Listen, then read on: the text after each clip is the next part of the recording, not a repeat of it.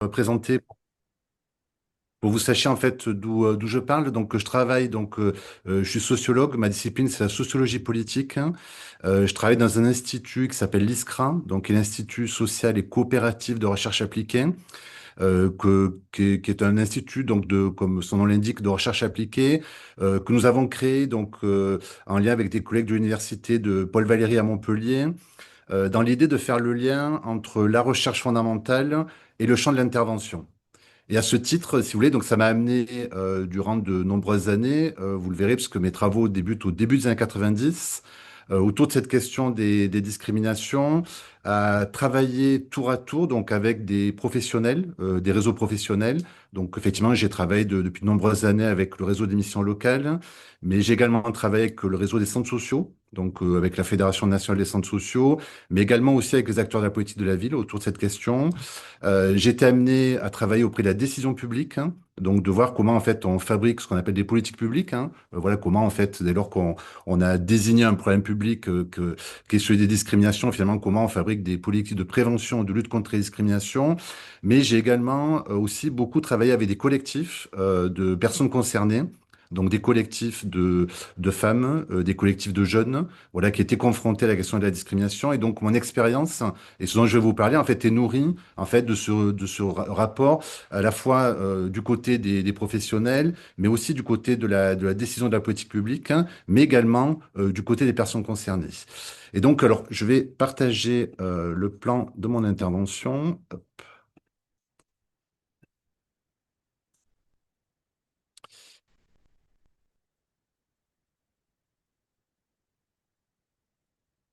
Alors, le plan de mon intervention, il va être le déroulé va être vraiment un déroulé chronologique, hein. Donc, pour partir en fait du point de départ où mes premiers travaux en fait qui en fait vont m'amener finalement à dévoiler la question des discriminations, en réalité portaient au départ plutôt sur une question qui était posée en ces termes à l'époque par les pouvoirs publics, hein, qui était au moment où était mise en place une politique dite d'intégration qui visait plus particulièrement les jeunes dits issus de l'immigration.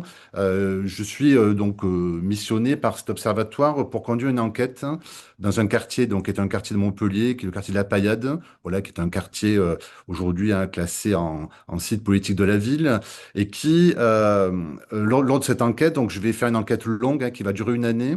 Je vais enquêter 80 jeunes de ce quartier, des jeunes entre 16 ans et 25 ans, public, mission locale, des personnes extrêmement diplômées, pour reprendre ce qu'a dit Morgane Petit juste avant, mais aussi des personnes très très peu diplômées, voire pas diplômées du tout, donc entre niveau 6 et niveau 1, à peu près à égalité des garçons et des filles.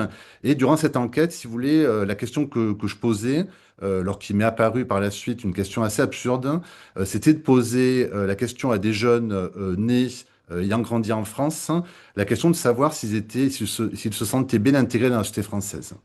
Et à cette question, tous les jeunes, sans exception, ont paru étonnés en disant, mais finalement, ben oui, bien sûr. En fait, pourquoi une telle question m'est posée alors que je suis né en France, que j'ai été scolarisé en France, que pour certains, c'était même leurs parents, voire même pour certains, leurs grands-parents qui étaient nés en France.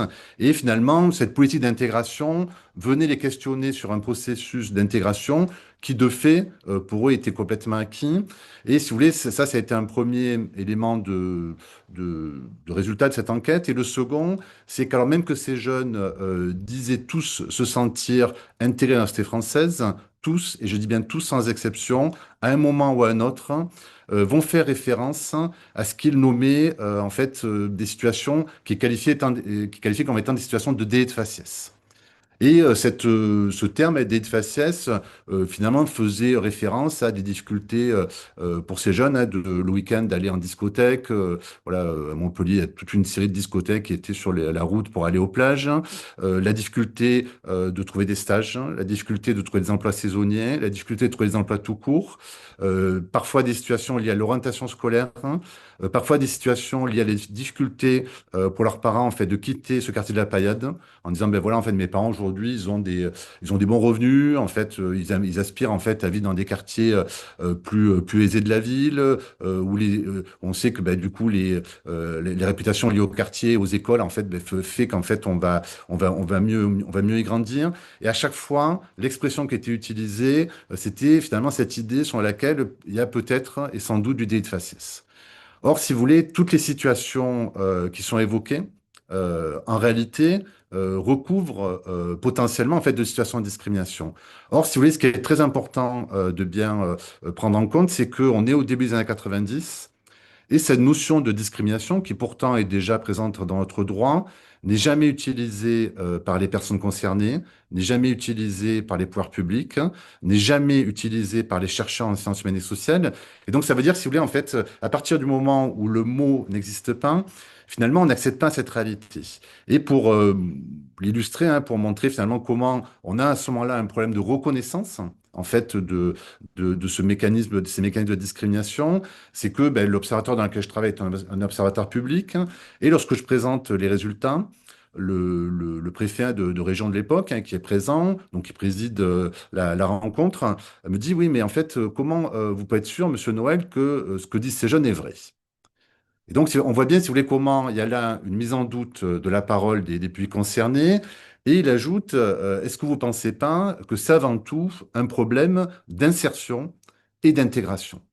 Et là, lorsque je dis ça, si vous voulez, ce qu'il faut bien voir, c'est que finalement, on a une logique d'imputation où les jeunes, en fait, supposent que des obstacles sont faits à leur insertion et l'intégration, du fait du fonctionnement, hein. Alors là, on se centrera sur la question de l'emploi, mais pas seulement, hein. Ça peut être dans l'accès aux loisirs, dans l'accès dans les parcours scolaires, dans l'accès au logement. Et si vous voulez, et en même temps, les notions d'insertion et d'intégration, effectivement, elles viennent assigner des jeunes en fait à des difficultés, pas que des jeunes, parce qu'on va voir que le terme d'insertion, il est bien plus large, bien entendu. Et si vous voulez, donc on voit bien que dans l'imputation du problème, on est à ce moment-là dans une impossibilité de penser que notre société, puis finalement, pourrait faire obstacle en fait à des individus. Donc là, ici, en raison de leur origine, mais pas seulement, mais aussi de leur lieu d'habitation, mais aussi de leur âge. Et on voit bien, si vous voulez, qu'il y a là, en fait, dans ce moment du début des années 90, lié au fait qu'on a ces deux paradigmes ou ces deux référentiels de politique publique que sont l'insertion et l'intégration, qui vont invisibiliser véritablement le problème des discriminations. Et donc on est, si vous voulez, dans un moment où on a ce qu'on pourrait appeler l'éthos égalitaire, hein. En fait, on est dans une croyance qui, en plus, pour avoir parcouru hein, depuis de nombreuses années du lien avec beaucoup de décideurs publics, elle est à ce moment-là, me semble-t-il, assez sincère, hein, parce que finalement, on est dans l'idée que ben, la France, hein, c'est le pays des droits de l'homme, le pays de l'égalité, et que finalement, il est assez inconcevable qu'on puisse avoir des discriminations, d'autant plus qu'on s'est doté, donc là on est, l'enquête dont je vous parle, je la rends en 1992, on s'est doté 20 ans plus tôt d'un droit, donc en fait on a encadré la question des discriminations, notamment à caractère raciste par la loi Pleven, donc qui est la loi du 1er juillet 1972, qui est la plus répressive d'Europe. Et donc si vous voulez, tous ces ingrédients amènent à penser que finalement, on est dans l'impossibilité de, finalement, de voir survenir ce type de mécanisme. Et donc là, ce qui prévaut, si vous voulez, c'est vraiment quelque chose qui relève à ce moment-là du déni, en fait, de ce problème des discriminations. Et effectivement, la cause du problème est systématiquement renvoyée en fait au public concerné, donc là en l'occurrence les jeunes qui vivent dans ce quartier, qui sont supposés avoir simplement des problèmes d'insertion et ou d'intégration. La rencontre avec les missions locales, elle va se faire très tôt, puisque ce travail, donc, qui a été pour moi un travail inaugural hein, autour de la question des discriminations et qui depuis lors m'a jamais quitté, puisqu'en fait j'ai continué par la suite à travailler ces questions-là. Il va être lu par le directeur d'une mission locale de ma région, donc à l'époque c'était la région Languedoc-Roussillon devenue depuis lors la région Occitanie.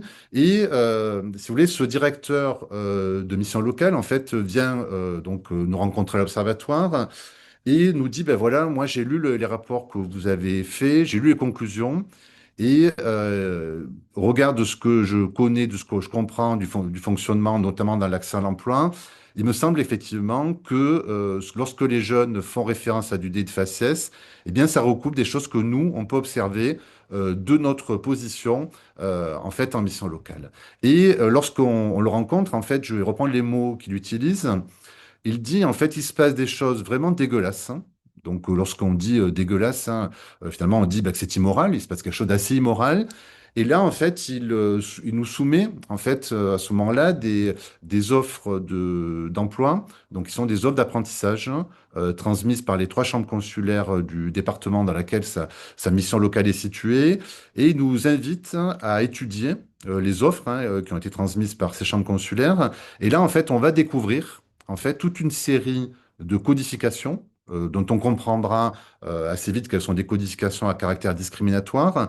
Et si vous voulez, sur des offres, alors on est à une époque où tout n'était pas comme aujourd'hui numérisé, donc en fait les offres étaient des offres papier, donc dactylographiées, mais qui avaient des mentions manuscrites, hein, soit au crayon papier, soit au stylo bille. Et les codes qu'on va découvrir sont les suivants, puisqu'on découvre sur ces offres le code BBR, le code 01, le code PAT31, le code E et le code BYB. Et si vous voulez, ces codes, comme bah, leur nom l'indique, sont des codes. Et donc, si on n'a pas le décodeur, bah, en fait, on n'a aucune idée de ce que ça peut signifier.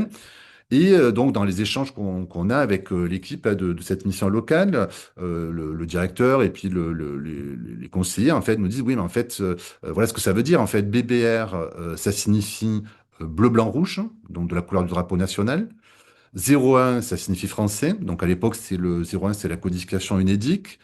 Pas de 31, ça signifie pas d'algérien. Donc là, c'est aussi la codification unédique. E, ça signifie européen, souhaité. Et BYB, ça signifie blond ou blonde aux yeux bleus. Et donc, lorsqu'on découvre ces codes hein, qui ont un caractère discriminatoire, qui relèvent en fait du code pénal, puisque le droit en fait qui l'encadre en fait qualifie ces situations comme des situations qui relèvent du droit pénal, eh bien on revient avec l'appui là de cette mission locale auprès au sein de l'Observatoire, en fait, pour rendre compte de ce travail-là. Et à ce moment-là, si vous voulez, la réaction des pouvoirs publics, elle a été, notamment du préfet de l'époque, elle est assez directe en disant, bon, je vais saisir le procureur de la République, il faut que l'inspection du travail fasse une enquête, je vais convoquer les présidents de missions locales, je vais convoquer les présidents de chambres consulaires, je vais convoquer le président de la région. Parce qu'effectivement, on voit bien que là, l'état de droit est sérieusement mis en cause. Et donc était la réaction à laquelle bon, on s'attendait assez légitimement. Et en même temps, si vous voulez, presque dans le même mouvement, lorsque il a dit ça, tout de suite après, il dit, mais est-ce que ça serait pas peut-être pour les employeurs et ou les chambres consulaires qui auraient codé ainsi ces offres, de dire qu'ils ne veulent pas de jeunes en difficulté? Et là, qu'est-ce qu'on voit revenir, si vous voulez, c'est finalement cette logique d'imputation qui finalement amène à penser que les véritables problèmes sont des problèmes d'insertion et ou d'intégration. Et si vous voulez, on est donc là au tout début des années 90. Je tiens à le dire parce que dans ma longue carrière, j'ai rencontré beaucoup de hauts fonctionnaires et je pense que ce préfet était assez sincèrement, pour le dire vite, assez humaniste, assez à l'écoute. Et on voit bien qu'il y a une impossibilité, en fait, à admettre la réalité finalement de pratiques qui relèveraient de pratiques de discrimination. Et là, en l'occurrence, de discrimination fondée sur l'origine. Et si vous voulez, donc, à la suite de cette seconde expérience, moi, j'ai fait le choix de quitter cet observatoire. Je suis allé travailler durant une année au Canada, donc à l'Université du Québec à Montréal. Et si vous voulez, ce qui m'a beaucoup frappé, c'est que à ce moment-là, donc en France, il y avait zéro travaux en France autour des questions de discrimination. Zéro. C'est-à-dire, si vous voulez, c'était une non-réflexion. Il y avait des centaines, des milliers de travaux qui portaient sur les questions d'intégration, de la même façon sur les questions d'insertion. Donc, toutes les réflexions sur finalement qu'est-ce qui fait obstacle à l'insertion. Mais l'idée même que notre société puisse produire des inégalités de traitement illégitimes, c'est-à-dire des discriminations, et illégal, eh bien, effectivement, était quelque chose qui ne parvenait pas, en fait, qui n'émergeait pas, parce qu'on était finalement cette croyance que finalement notre pays, du fait de son histoire, en fait, était exonéré, en fait, de réflexion autour de ces questions-là. Et donc, si vous voulez, donc ça a été une prise de conscience assez forte. Et la question, c'est important parce que là, sur la question, la question va être reconnue.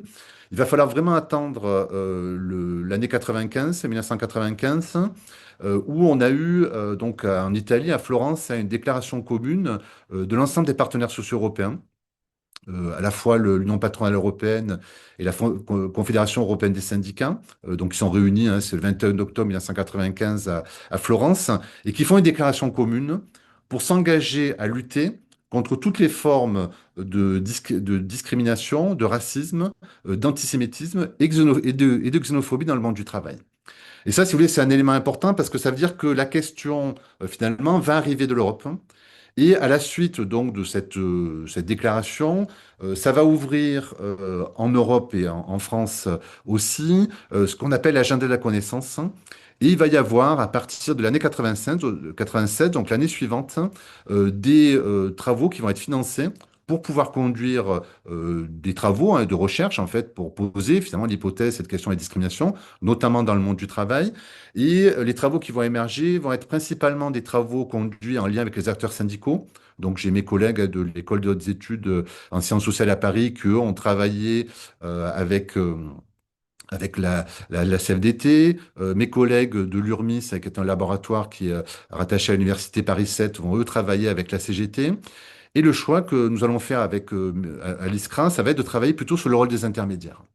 Pourquoi le rôle des intermédiaires? Parce que, si vous voulez, la question qui me taraude, hein, depuis un certain temps, c'est de me dire comment des professionnels de l'insertion et qui réprouvent finalement l'existence de ces mécanismes de discrimination, comment font-ils finalement avec? C'est-à-dire, en fait, il y a des injonctions à discriminer. Et en même temps, ils en ont connaissance, et en même temps, ils sont en lien avec des publics, voilà, qui souhaitent accompagner au mieux. Et donc, ça va m'amener donc à faire un travail qui va durer 3 ans, où je vais enquêter donc là 160 professionnels, donc voilà, sur 3 bassins d'emploi différents, avec cette question, 2 questions. La première, c'est est-ce que ce phénomène de discrimination existe dans votre travail d'accompagnement à l'emploi? Et avec l'hypothèse aussi, euh, puisqu'on est dans un institut, voilà, de recherche-action, de recherche appliquée, l'idée c'est que les intermédiaires en fait vont nous donner des réponses en fait pour savoir comment en fait pouvoir traiter cette question-là. Et à la première question, est-ce que ça existe? Eh bien, la réponse est majoritairement oui, puisque 8 personnes sur 10 enquêtées vont nous dire oui, en fait, il y a des mécanismes de discrimination, alors pas seulement autour des questions ethno-raciales, mais aussi sur la question du genre, sur la question liée en fait au lieu d'habitation, liée parfois à des situations de handicap, etc., etc. Et si vous voulez, donc ça veut dire que lorsque les professionnels finalement disent que ça existe, ça veut dire qu'ils sont confrontés à un problème que les pouvoirs publics n'ont pas encore reconnu. Parce qu'on va le voir, en fait, la reconnaissance du problème des discriminations, elle va arriver plus tardivement. Et donc, si vous voulez, ça met les professionnels en grande difficulté. Et si vous voulez, je vais vous dire en fait qui sont les professionnels enquêtés qui considèrent que ce n'est pas un problème. En fait, il y a 2 types de professionnels qui vont nous dire que ça n'existe pas. Et sur chaque bassin d'emploi, le choix que j'avais fait, c'était d'enquêter l'inspection du travail. Et sur les 3 inspections du travail où j'ai conduit l'enquête, eh bien, à chaque fois, les inspecteurs et ou contrôleurs ou contrôleuses que j'ai rencontrés me disent, ben non, en fait, pour nous, il n'y a pas de problème de discrimination puisqu'il n'y a pas de signalement. Et donc, s'il n'y a pas de signalement, c'est qu'il n'y a pas de discrimination. Formellement, il n'y a pas de discrimination puisque ça relève du droit. Et ça, si vous voulez, ça va être un premier résultat d'enquête majeur. C'est-à-dire qu'alors même que 80% des personnes enquêtées disent y être confrontées, personne, mais absolument personne, finalement, ne considère que la réponse peut passer par le droit et implique, en fait, puisqu'on est face à des délits qui relèvent du pénal, en fait, nécessite de faire un signalement. Et ça, si vous voulez, c'est un premier enjeu. Ça veut dire que finalement, il n'y a pas de place pour le droit dans la régulation de ces problèmes de discrimination. Ça, c'est le premier enjeu. Et le second, Si vous voulez, c'est que, alors moi, je suis d'une nature très curieuse, hein, c'est pour ça que je fais de la recherche et que j'ai jamais arrêté depuis toutes ces années à continuer à travailler sur les questions et à apprendre beaucoup et encore aujourd'hui assez régulièrement. Et la question que je me posais, c'était finalement, mais d'où viennent ces fameux codes, voilà, qui ont été diffusés à un moment donné? Et je prends des rendez-vous avec les trois responsables des services apprentissage, des trois chambres consulaires, desquelles finalement étaient parties ces offres avec qui comportaient ces codes à caractère discriminatoire. Et parmi les trois, une seule accepte le rendez-vous. Et donc, je me dis, ben voilà, on sait très bien que parce que, ce que mon métier, en fait, comme sociologue, si vous voulez, lorsqu'on est dans le huis clos d'un bureau, lorsque les conditions d'anonymat, les conditions de confidentialité sont réunies, les personnes parlent parce qu'effectivement, elles ont besoin de dire les choses, voilà, parce que parfois, aussi, elles sont elles-mêmes très mal à l'aise avec ça. Et si vous voulez, donc je suis persuadé à ce moment-là que je vais finalement avoir le fin mot sur d'où viennent ces fameux codes. Et lorsque j'arrive, en fait, la responsable du service apprentissage est bien présente, mais elle est solidement encadrée par le secrétaire général de la chambre consulaire et son président. Et je comprends, si vous voulez, à ce moment-là, assez vite que la seule personne qui va parler durant tout l'entretien, c'est le président.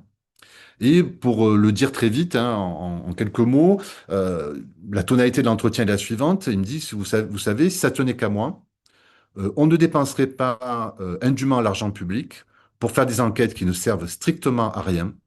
Parce qu'il me dit, si vous connaissiez un tant soit peu le mode de fonctionnement des entreprises, vous sauriez qu'en fait, ce qui compte, c'est la compétence. Si les gens sont compétents, ils sont pris. S'ils sont pas compétents, ils sont pas pris. Point à la ligne. Et il rajoute que les personnes soient bleues, rouges ou vertes, peu importe. Ce qui importe, c'est la compétence.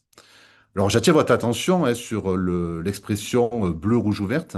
Alors, je ne sais pas si vous avez déjà rencontré des personnes bleues, rouges ou vertes. Moi, jamais. Mais on voit bien, si vous voulez, même par la formulation, la difficulté qu'on a simplement à nommer les faits. Et en même temps, si vous voulez, lorsque ce président de champ consulaire dit ce qu'il dit, il ne fait que rappeler en réalité ce que dit la théorie économique de la non-discrimination, qui dit qu'en fait, le recruteur, l'agent économique est un agent rationnel, en fait, est aveugle aux différences. Il voit pas lorsqu'il recrute si la personne est une femme, il voit pas son apparence physique, il voit pas sa couleur de peau, il voit pas toutes ces choses-là, parce que en tant qu'acteur rationnel, la seule chose qu'il va regarder, observer, c'est les qualifications, c'est les compétences, et finalement attendues par rapport au poste de travail. Or, si vous voulez, on a là, si vous voulez, en fait, véritablement un double aveuglement. Il y a à la fois l'aveuglement lié au fait qu'on est dans une société qui se pense finalement exempte d'inégalité de traitement parce qu'on a cet ethos égalitaire, républicain qui nous amène à penser voilà, que finalement ça ne pourrait pas se passer chez nous, mais aussi, si vous voulez, cette croyance économique dans le fait que l'acteur économique étant un acteur rationnel, il ne peut pas y avoir de discrimination. Et donc, si vous voulez, donc là, ce travail, hein, il va donc m'amener, si vous voulez, donc à ce moment-là, à prendre la mesure finalement de comment le déni en fait est aussi lié en fait à des formes de croyances généralisées. Et si vous voulez, ce qui va se passer, c'est que le même jour, quasiment à la même heure, la collègue à laquelle je conduisais l'enquête, en fait, a demandé un rendez-vous au directeur de la formation de la même chambre consulaire. Et le directeur de la formation, lui, est seul avec elle. Et en fait, lorsqu'il la reçoit, il lui dit, écoutez, je suis vraiment très heureux de vous accueillir parce qu'effectivement, le problème que vous soulevez dans votre enquête est un problème crucial.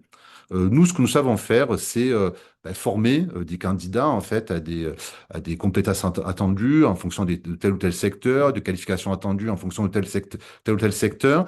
Et il dit depuis de nombreuses années, ce qu'on observe, c'est par exemple lorsque dans un secteur qui est réputé peu favorable à l'accueil de femmes, lorsque la majeure promotion est une femme, eh bien on se rend compte que parfois, 7 mois, 8 mois après la fin de la formation, elle n'a toujours pas trouvé de travail. Alors même que le dernier de la promotion, dont on pensait qu'il aurait beaucoup de mal à trouver du travail, lui a trouvé. Même chose par rapport à la question liée à l'origine, en fait, au lieu d'habitation, des jeunes qui parfois ont terminé voilà, très bien placés dans leur promotion, mais ont la malchance en fait de vivre dans tel quartier, de telle ville ou d'être de telle origine. Et il dit en fait on bute complètement en fait sur cette difficulté. Et là à ce moment-là il dit en fait tout le monde le sait, mais personne n'en parle. Et donc là, si vous voulez, pourquoi personne n'en parle? Eh bien, précisément parce que la question relève du droit et du droit pénal.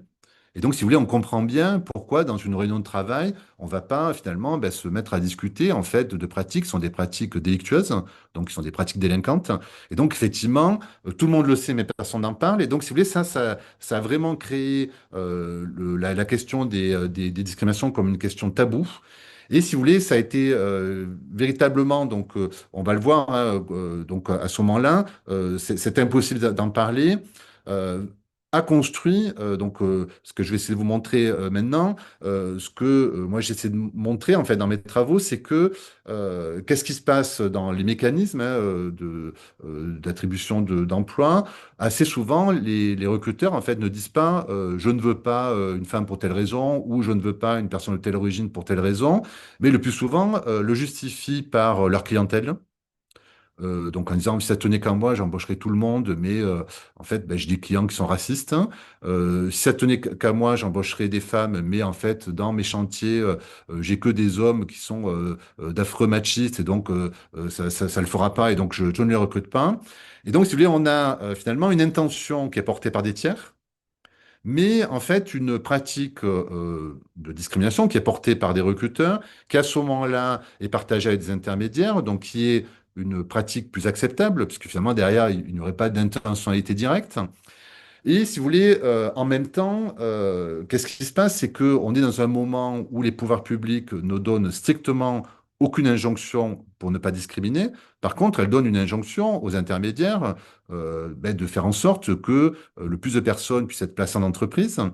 Et donc, si vous voulez, qu'est-ce qui se passe à ce moment-là? On voit bien que ben, lorsque on est confronté à des injonctions à caractère discriminatoire, sur quelques critères que ce soit, ben, qu'est-ce qu'on fait par souci de rationalité, par souci d'efficacité? On va positionner les personnes qui répondent au profil, en se disant que finalement, ben, on positionnera les autres personnes sur les d'autres postes hein, à venir. Et si vous voulez, dès lors qu'on rentre dans ce mécanisme, en réalité, on est déjà en train de ce que moi j'appelais de coproduire de la discrimination. Parce qu'effectivement, il y a des personnes à qui, donc lorsque je dis coproduire de la discrimination, c'est coproduire de l'inégalité de traitement. Ça ne veut pas dire, bien entendu, qu'on en partage l'intention, mais ça veut dire qu'il y a des candidats à qui on proposera 10 offres sur 10. Il y a certains candidats à qui on va en proposer 8, d'autres 6, d'autres 4. Et donc, on voit bien finalement comment ce mécanisme de discrimination devient tout à fait insidieux, sachant que là aussi, dans la relation avec les publics qu'on accompagne, eh bien, parfois, de façon tout à fait bien intentionnée, lorsque, alors je vous reprends cette expression parce que c'était celle qui était le plus utilisée dans l'enquête que j'ai conduite à ce moment-là, c'est le fait de dire oui, on ne va pas envoyer les gens au casse-pipe. Hein. Parce qu'on sait voilà que tel employeur en fait il a la réputation d'avoir de parler extrêmement mal aux jeunes, d'avoir une réputation de quelqu'un qui finalement tient des propos assez régulièrement, des propos à caractère raciste. Et donc pour protéger les candidats, on n'oriente pas les candidats vers ces employeurs. Même chose par rapport à la question des discriminations liées au genre, hein, où ben, en fait on sait que tel ou tel employeur a des pratiques connues, réputées en fait de harceleurs, et donc eh bien on va pas envoyer cette jeune fille, voilà, qui paraît assez fragile en fait chez cette personne-là. Et en faisant cela, là aussi en fait qu'est-ce qu'on fait? On coproduit la discrimination, c'est-à-dire que eh bien on va rompre l'égalité de traitement. Et donc, si vous voulez, donc on est là dans un moment où la seule possibilité finalement de sortir de cette situation-là, c'est de rendre à chaque fois visibles les situations de discrimination et de remettre du droit dans la régulation. Si vous voulez, sur le terme de coproduction, euh, moi j'ai le souci dans ma pratique professionnelle, comme sociologue, si vous voulez, la sociologie est critique et c'est une de ses vocations, une de ses fonctions, mais elle doit être aussi distanciée, donc elle doit être en mesure hein, de prendre la distance par rapport aux phénomènes étudiés, et je considère qu'elle doit être aussi contributive. C'est-à-dire que ça sert à rien en fait simplement de porter un regard critique et puis de laisser ensuite les acteurs sans solution. Et si vous voulez, donc j'avais le souci à travers ce mot coproduction, en fait, de faire en sorte qu'il puisse être approprié, et de faire en sorte que chacun puisse retrouver des marges en fait d'action, etc. Et au départ, le terme de coproduction a été perçu, et notamment pour les pouvoirs publics, comme excessif. excessif, accusatoire. Donc les toutes premières fois où j'étais invité au ministère du Travail, voilà, les personnes que j'ai pu rencontrer, notamment de très hauts dirigeants du service public de l'emploi, en fait, oui, m'ont dit, mais en fait, oui, coproduction, en fait, c'est beaucoup trop excessif parce que le terme était perçu souvent, en fait, comme si finalement, en disant cela, on considérait que de façon intentionnelle, en fait, les intermédiaires du secteur public de l'emploi étaient des coproducteurs. Alors, c'est pas du tout ce que j'expliquais, bien entendu, mais de dire, en fait, les intermédiaires sont contraints entre, d'un côté, des recruteurs, des employeurs qui discriminent impunément. Il n'y a jamais de procès, donc il n'y a pas de raison que ça s'arrête, hein. Des injonctions à faire du placement, mais jamais d'injonction à ne pas discriminer. Et puis aussi une pression qui est mise par les demandeurs d'emploi parce que les demandeurs d'emploi se rendent compte que les règles du jeu sont troubles. Ils ont le sentiment de ne pas être traités de la même façon que les autres, et parfois à raison. Et si vous voulez, c'est les exemples, je prenais ce seul exemple, hein, c'est une agence sur les public de l'emploi qui me dit, oui, mais en fait, il faut comprendre les employeurs qui ne veulent pas recruter des candidats. Donc l'exemple qui m'est donné, c'est, personne me dit, oui, en fait, sur mon bureau, la personne s'est mise à taper sur mon bureau en disant, oui, mais de toute façon, si je trouve pas d'emploi, c'est parce que vous êtes raciste, hein. Et à ce moment-là, la personne me dit, oui, en fait, il faut comprendre les employeurs qui ne veulent pas recruter des gens comme ça. Et donc, si vous voulez, on voit bien comment, finalement, les intermédiaires sont pris dans cette triple contrainte, hein, une discrimination impunie du côté des entreprises, hein, une injonction à faire toujours plus de placements, et des demandeurs d'emploi qui ne perçoivent, dans quelque chose qui, on va le voir, est systémique, en fait, que les intermédiaires, qui finalement, à qui on imputerait la responsabilité du problème. Et donc, si vous voulez, donc sortir de cette situation de coproduction implique de mettre en visibilité le problème de toutes parts dans l'organisation, parce que voilà, ça implique d'en parler avec ses collègues, en parler dans son organisation, le mettre en visibilité du côté des recruteurs des entreprises et le mettre en visibilité du côté des personnes qui sont accompagnées. Et donc, si vous voulez, ça a été vraiment donc le tournant. Alors, du côté des institutions, ça a été perçu comme excessif. Du côté des ONG, des associations antiracistes, c'est le contraire, hein. En fait, assez souvent, à deux reprises, hein, les personnes m'ont dit, oui, mais en fait, ça, c'est vraiment de l'euphémisation, de la relativisation, en fait, voilà, typique de la sociologie. En fait, le vrai mot qu'il faudrait utiliser, c'est collaboration, au sens que lui donne l'histoire. Donc, grosso modo, les gens qui font ça, en fait, sont, pour le dire vite, hein, des collabos. Et donc là aussi, je dis, ben non, pas du tout. En fait, c'est pas du tout ce que je suis en train de vous expliquer. Je suis en train de vous expliquer que pour sortir, en fait, de cette triple injonction, eh bien, il va falloir que les lignes, en fait, de conduite soient beaucoup plus claires. Et le moment où j'ai compris que c'était le bon mot, donc c'est le moment où la chargée de projet d'une mission locale, qui est la mission locale de La Ciotat, donc en région Provence-Alpes-Côte d'Azur, vient me voir et me dit, voilà, avec ma directrice, on a lu vos travaux. En fait, on se reconnaît complètement dans ce que vous décrivez. On est des coproducteurs de discrimination. En fait, on ne voudrait plus l'être. Et donc, si vous voulez, ça a été le point de départ, donc véritablement, hein, d'une coopération. Donc ça arrive en toute fin 99. Et entre-temps, si vous voulez, donc on a une reconnaissance du problème public qui est arrivé. Alors là aussi par l'Europe, hein, la France n'a reconnu la question des discriminations que parce qu'elle a ratifié le traité d'Amsterdam, donc qui est un traité que la France a ratifié le 2 octobre 1997. Et l'année suivante, donc la ministre du Travail et des Affaires sociales, qui était Martine Aubry, en fait, dit on a en France un tabou. Et ce tabou ce sont les discriminations, notamment raciales, mais pas que.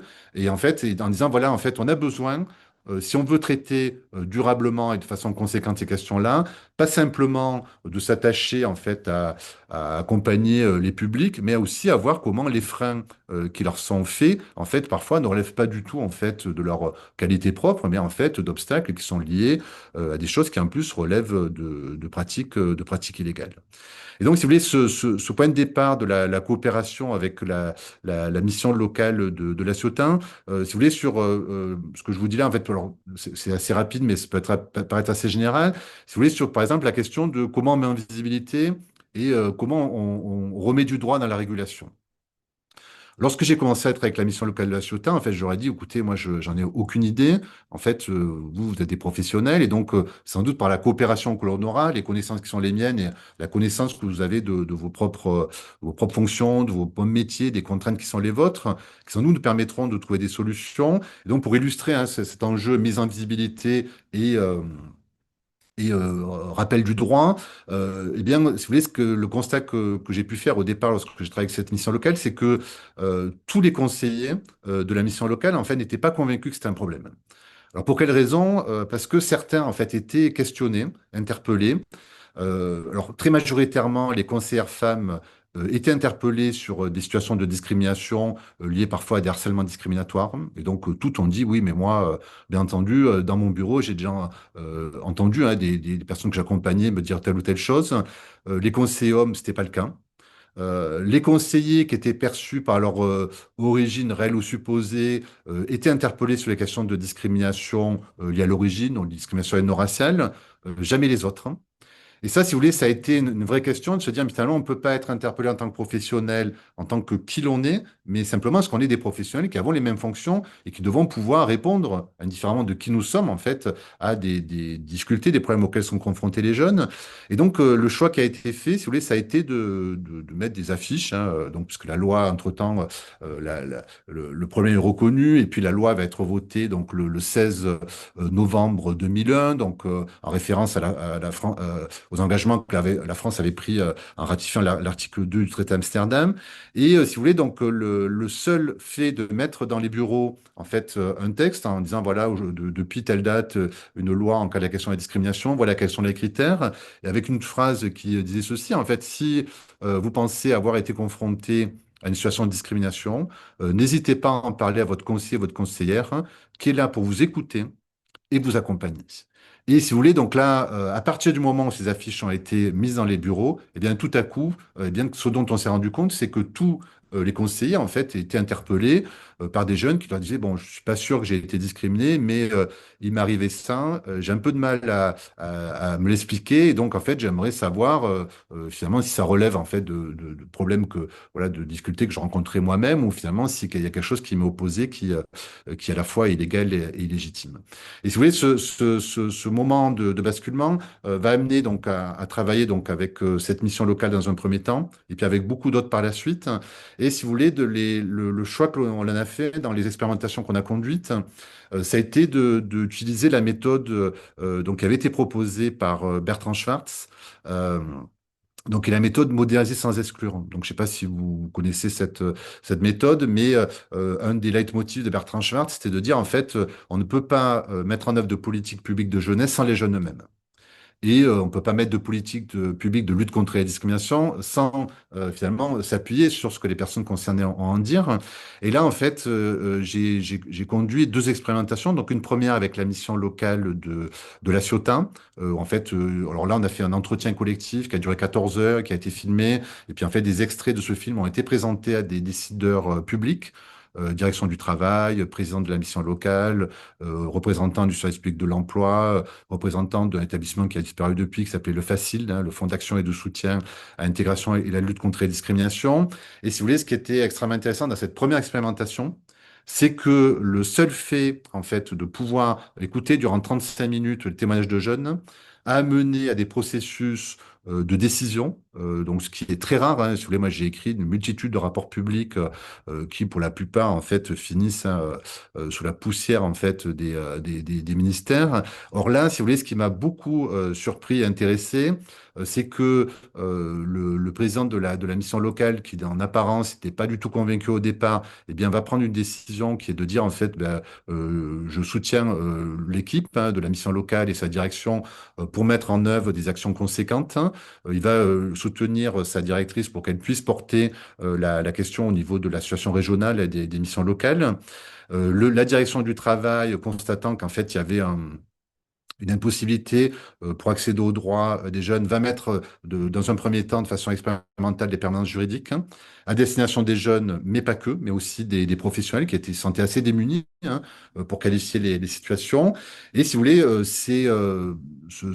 cette première expérimentation a porté ses fruits assez vite, et c'est des fruits qui sont durables, puisque là, on est en 2025, et en fait, ben, depuis lors, en fait, l'action s'est déployée dans les 28 missions locales de la région PACA, les permanences juridiques existent toujours, et en fait, un dispositif, en fait, qui me semble, il vous a été présenté en décembre aussi, en fait, a montré finalement comment finalement, en s'appuyant sur l'expertise des personnes concernées, effectivement, ben, en fait, on touche au plus près du terrain, en fait, à des questions et auxquelles on va apporter aussi des réponses extrêmement concrètes. À la suite de cette première expérimentation, la seconde expérimentation va être conduite avec une autre mission locale, qui est la mission locale de Villeurbanne.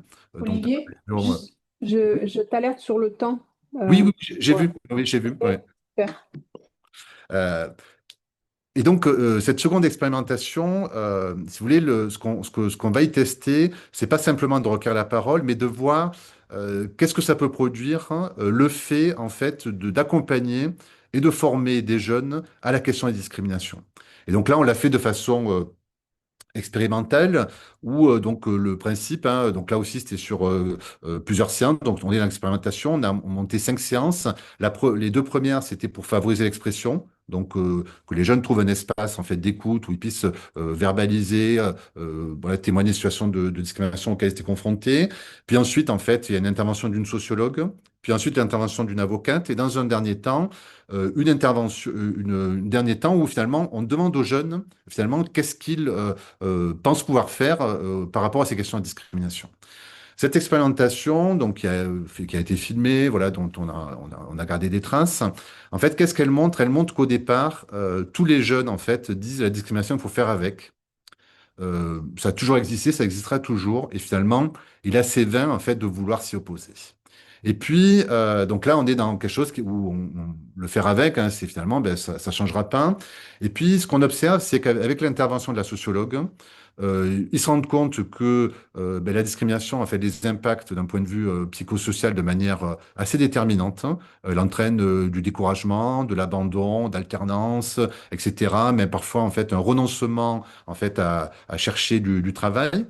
Et puis, lorsque l'avocate intervient, ils se rendent compte que c'est un problème et que ce problème, en fait, il relève du droit. Et là, c'est une découverte parce que tout à coup, si vous voulez, ce changement, le fait de dire, ben, en fait, c'est pas nous qui sommes en cause, nous n'avons pas à nous sentir honteux et coupables d'avoir été discriminés, mais finalement, celles et ceux qui doivent se sentir honteux et coupables, c'est celles et ceux qui discriminent.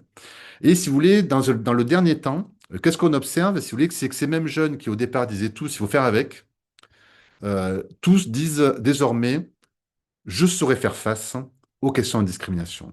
Et le je saurais faire face, si vous voulez, je voudrais l'illustrer alors par une situation dans ce documentaire. En fait, il y a un garçon qui témoigne, hein, un garçon qui est, on le comprend dans le témoignage, qui est un garçon très diplômé. Donc, en fait, il fait référence aux difficultés qu'il a eues, en fait, pour rentrer dans un master. Et notamment, c'est un master parce qu'il veut devenir contrôleur de gestion. Donc, c'est un métier, voilà, à la fois de très haut niveau de qualification et avec des très hauts niveaux de rémunération. Et en fait, il bute parce que dans les entretiens, on lui pose toujours des questions qui ont rien à voir avec ben, les métiers de la finance, hein.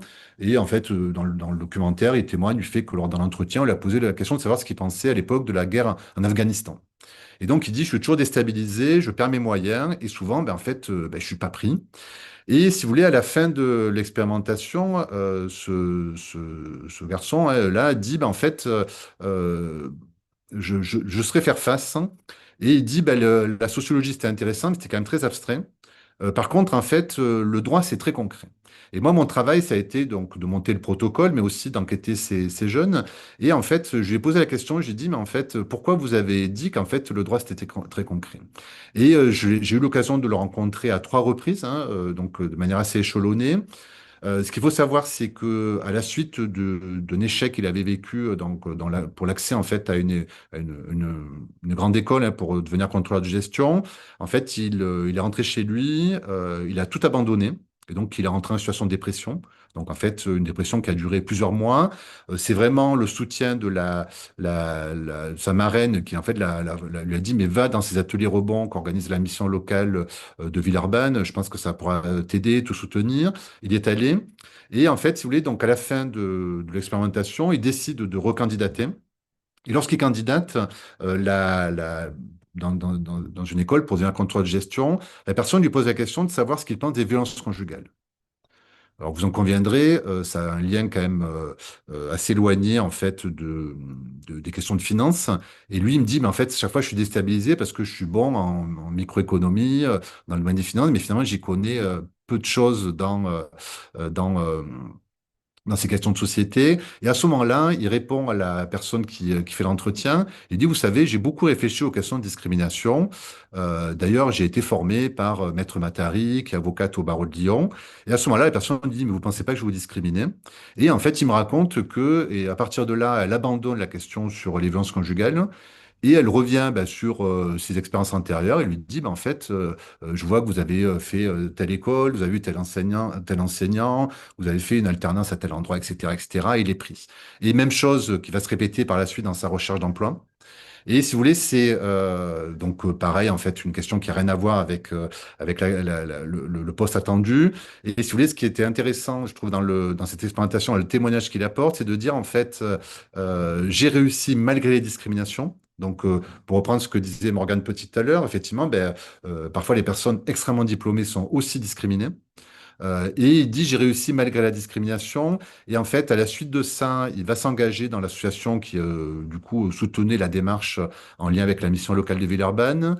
Il va rejoindre, en fait, un club en région lyonnaise, en fait, pour militer, en fait, autour de ces questions-là.